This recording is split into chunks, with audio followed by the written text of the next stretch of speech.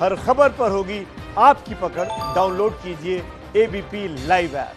आगे बढ़ते हैं। प्रियंका गांधी ने एबीपी न्यूज को अपनी यूपी प्लान के बारे में बताया। प्रियंका ने एबीपी न्यूज संवाददाता आशीष कुमार सिंह के साथ एक्सक्लूसिव बातचीत की है। इस बातचीत से संकेत मिला कि अगर कांग्रेस उत्तर प्रदेश की सत्ता में वापसी करती है तो प्रियंका मुख्यमंत्री बन सकती हैं। एक्सक्लूसिव इंटरव्यू, पहला इंटरव्यू प्रियंका गांधी का देखिए।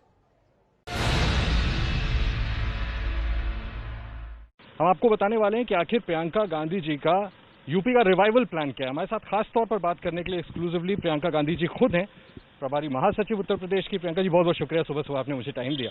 जैसा मैंने कहा मैम कि अब उत्तर प्रदेश में कांग्रेस एक बार फिर से जमीन पर दिख रही है। पहले मुझे याद है, मैं खुद यूपी का हूं, आपको बता दूं, ये सवाल उठता था कि यूपी में मुगलसराय मेरा बर्थ प्लेस है, तो कि कांग्रेस कहीं दिखती नहीं थी। सपा है, बसपा है, भाजपा है। आप पहली बार सड़कों पे उतरी, आपको लगता है कि क्या आप पार्टी को अब उतना रिवाइव कर पाएंगी कि 2022 से पहले एक मजबूत विकल्प के तौर पे खड़ा हो सके? देखिए, कोशिश तो यही है कि एक मजबूत विकल्प बने।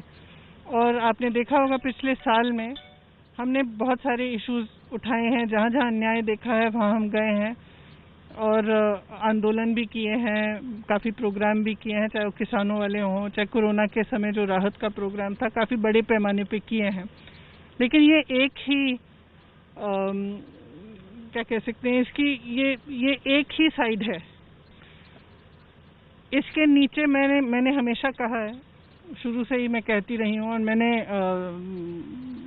अमेठी रायबरेली में जब चुनाव संचालन किया तब भी मेरा यही अनुभव रहा कि जमीन पर जब तक मजबूत कार्यकर्ता नहीं है तब तक चुनाव लड़ना मुश्किल होता है। इसीलिए इसके साथ साथ ये सारे काम जो हम कर रहे हैं, जो आपको दिख रहे हैं कि हम सड़क पे आ गए हैं या हम विपक्ष बने हैं, इसके अलावा हम साथ साथ संगठन को मजबूत बनाने का बहुत काम कर रहे हैं। और वो काम आपको ऐसे दिखता नहीं है ऊपर से, क्योंकि उसकी बड़ी बातें नहीं होती, उसकी ज़्यादा चर्चा नहीं होती, लेकिन लगातार हम उस काम को आस्ते आस्ते कर रहे हैं। और हमारी आशा है कि दिसंबर अंत तक हमारा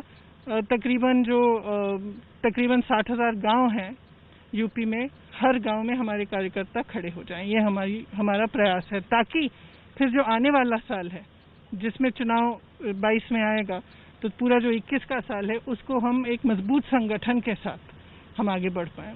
आपने उत्तर प्रदेश कांग्रेस कमेटी को भी कितना रिड्यूस कर दिया, ये ख्याल आपको कहाँ से आया कि इतनी बड़ी थी, इतना बड़ा प्रदेश है, बड़ी कमेटी आपको नहीं लगता था कि केटर करती सभी जोन्स को? आपने छोटा क्यों किया? एक्चुअली क्या हो गया है कि हमारी पार्टी बहुत पुरानी पार्टी है, तो तरह तरह के कार्यकर्ता हैं, तरह तरह के नेता हैं पार्टी में।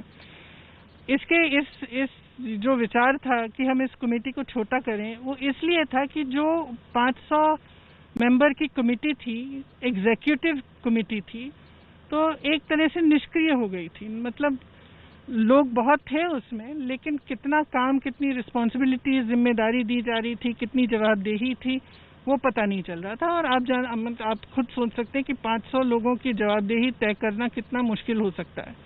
इसीलिए हमने जो एग्जीक्यूटिव है उसको छोटा इसलिए बनाया ताकि जिम्मेदारियां ठीक से बटें और सब अपना प्रभार समझें और सब अपनी जवाबदेही तय हो और सब एक ऑर्गेनाइज फैशन में काम कर सकते हैं। मैंने जो एग्जीक्यूटिव है वो 55 लोगों की है, शुरू में 45 थी, फिर हमने थोड़ा सा बढ़ाया, लेकिन उन 55 लोगों के अंडर बहुत सारे लोग काम कर रहे हैं, तो काम तो उतना ही हो रहा है, मतलब ज्यादा हो रहा है एक्चुअली। मैम, जैसा मैंने कहा ना कि मैं उत्तर प्रदेश का हूँ, लोगों में बड़ी जिज्ञासा है उत्तर प्रदेश में ये जानने की कि दिल्ली से उत्तर प्रदेश की राजनीति कैसे चलेगी। क्या आप नहीं चलेगी? बिल्कुल। देखिए, आप भी जानते हैं, मैं भी जानती हूँ, दिल्ली से उत्तर प्रदेश की राजनीति नहीं चल सकती। इसीलिए मैं उत्तर प्रदेश इतना जाती हूँ, इसीलिए जो हमारे प्रयास हैं वो बेसिकली उत्तर प्रदेश में बेस्ड है, दिल्ली में बेस्ड। क्या प्रियंका गांधी वाड्रा उत्तर प्रदेश में 2022 की मुख्यमंत्री पद का चेहरा होंगी? अगर ये निर्णय होगा और जब ये निर्णय होगा तो आपको पता चल जाएगा। जनता तो चाहेगी कि आप हो जाए, जब आप उनकी लड़ाई लड़ रही है सड़कों, आगे देखा जाएगा। मैम, आपको हाथरस में मैंने देखा, डीएनडी पे आप उतर गई जब कार्यकर्ताओं पे लाठी हुई। बहुत सालों बाद मैं ऐसी तस्वीर देख रहा था, मैं वहाँ था। आपके मन में नहीं आया कि लाठियां तो आपको भी पड़ सकती? नहीं, मेरे मन में नहीं आया। मेरे मन में ये आया कि अगर पड़ेंगी तो ठीक है, लड़ लेंगे हम। आप ऐसे ही जुझारू रूप से लड़ते हुए दिखेंगे? हाँ। मैम, हाथरस में कोर्ट का फैसला आया है, माफ कीजिएगा, ऑब्जर्वेशन आया है, जिसको हम सुबह से अपने चैनल पे दिखा भी रहे हैं। सरकार का पक्ष ये कहता है कि हमने जो बॉडी जलाई उससे पहले परमिशन ली, रजामंदी थी पिता की। परिवार ने वहां जाकर के कोर्ट में कहा कि हमसे कोई रजामंदी नहीं ली गई, हमारी गाड़ी भी बहुत पीछे छूट गई थी, जो किया गया जबरदस्ती किया गया। कोर्ट का ऑब्जर्वेशन। जहां तक मैं जानती हूं, जहां तक मेरी जानकारी है, जो परिवार कह रहा है वो सच है, क्योंकि जब हम गए वहां तो हमें भी यही कहा, मतलब उन्होंने यही बहुत स्पष्ट तरह से कहा कि न वो उस एम्बुलेंस में कोई परिवार का था और न उनकी सहमति से ये सब किया गया, इन्होंने स्पष्ट कहा। एडीजी लॉ एंड ऑर्डर ने वहां पर कहा था, उन्होंने ये भी कहा कि मतलब उन्होंने जब बॉडी आइडेंटिफाई की तब पिताजी को अस्पताल में शायद बॉडी दिखाई गई, उसके बाद किसी परिवार वाले ने देखी नहीं। Ma'am, ADG law and order ने कहा कि रेप नहीं हुआ, फॉरेंसिक रिपोर्ट के मुताबिक। उनको भी कोर्ट से फटकार पड़ी कि आप ये क्या बात कर रहे हैं, आपको कानून मालूम है क्या? तो आपको नहीं लगता कि यहाँ पर अब सवाल बड़े गंभीर उठने शुरू हो गए? देखिए, गंभीर सवाल तो उठेंगे ही हर पक्ष से, क्योंकि मामला एक गंभीर मामला है। एक बच्ची के साथ ऐसा हुआ, उसके परिवार के साथ भी बहुत ही क्रूरता से जो सरकार के एक्शन रहे उनमें इंसानियत नहीं दिखी, तो सवाल दोनों साइड से उठेंगे। तो सीबीआई जांच कर रही है, देखते हैं उस जांच में क्या निकलता है। फिर सीबीआई, ये मैं पूछना चाहता था मैम कि जब सीबीआई की जांच, मैं एक बात कहना चाहूंगी कि देखिए, महिलाओं पर अत्याचार बहुत हो रहा है, बहुत ही ज्यादा अधिक हो रहा है यूपी में। हर रोज कोई ना कोई, और ऐसा कोई मतलब इतने जो हमले हो रहे हैं महिलाओं पर, उनकी आपने देखा है, हम सब जानते हैं कि किस तरह के हमले हो रहे हैं। इस बीच महिला को दोषी ठहराना, उसके चरित्र पर सवाल उठाना, ये एक बहुत ही बुरी प्रथा है, ये नहीं होनी चाहिए। और मेरे ख्याल से इस देश की हर महिला को इसके खिलाफ आवाज उठानी चाहिए। जब आपने भी सीबीआई जांच की जिक्र किया, सीबीआई जांच जब हो रही है, बस एक आखिरी सवाल, तो फिर आप सीएम के जो इस्तीफा मांग रही है उसके लिए क्यों प्रेस कर रही है? सरकार का एक आरोप है जो मैं पूछना चाहूंगा आपसे कि जमीन आप धरातल तलाश रही हैं, इसलिए आप राजनीति कर रही हैं, वरना दूसरी जगहों पे देखिए, मैं किसी के इस तरह के दर्द पर मैं राजनीति नहीं कर सकती, मेरा चरित्र ही नहीं है।